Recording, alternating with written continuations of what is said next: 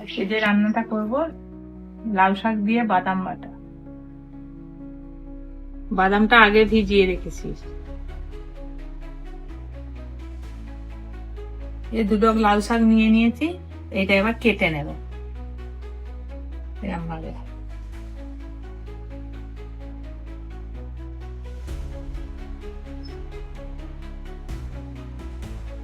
এই যে লাউ শাকগুলো কেটে নিয়েছি, এর মধ্যে আমি দুটো আলু দেব। এই আলু দুটো দেব, চন্দ্রমুখী আলু কেটে নিচ্ছি, লম্বা করে কেটে নেব।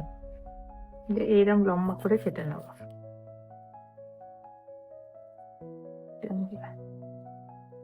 এই আলুটাও কেটে নেবো এরকম করে। বাদাম আর এই কাঁচা লঙ্কাগুলো মিক্সিতে বেটে নেব। আলুটা আমি আগে ভেজে নেব লাল করে, ভেজে নিয়ে ওটা শাকটা দেবো।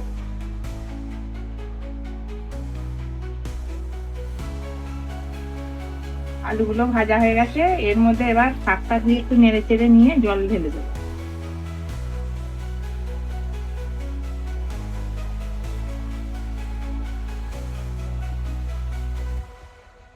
এটা আমি একটু নুন দিয়ে দেবো।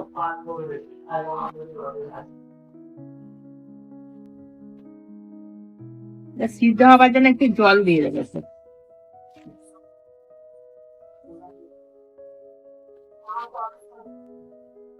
এর মধ্যে এবার বাদাম বাটাটা দিয়ে দেবো, দিয়ে দিচ্ছি।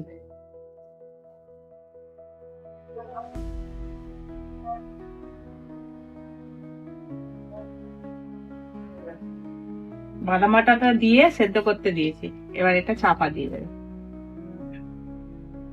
মাঝে মাঝে এই ঢাকনাটা খুলে একটু করে নেড়ে নিতে হবে যাতে ধরে না যায়। সিদ্ধ হয়েছে কি দেখে নিতে হবে একটু করে। বাদাম তো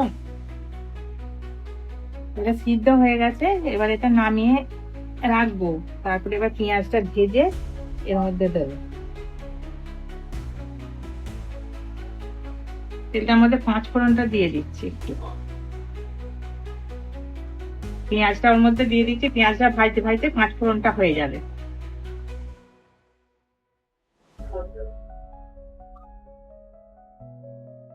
পেঁয়াজটা হয়ে গেছে, এবার এর মধ্যে এটা দিয়ে দিচ্ছি তরকারিতে।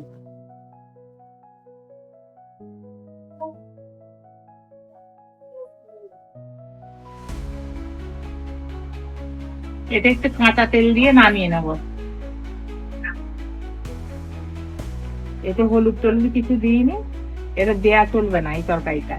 আর এতে কাঁচা লঙ্কা আর এই কাঁচা তেলটাতেই তরকারিটা সুন্দর গন্ধটা হবে। এবার হয়ে গেছে, নামিয়ে নি। এই তরকারিটা এমনিতেই সাদা বলে দেখতে সুন্দর লাগছে, এতে হলুদ দিলে এর স্বাদটাও নষ্ট হয়ে যাবে।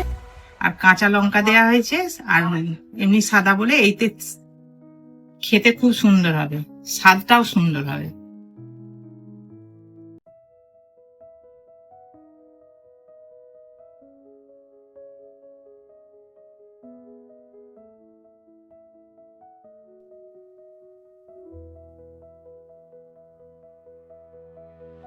আজকে ভিডিওটা এখানেই শেষ করলাম।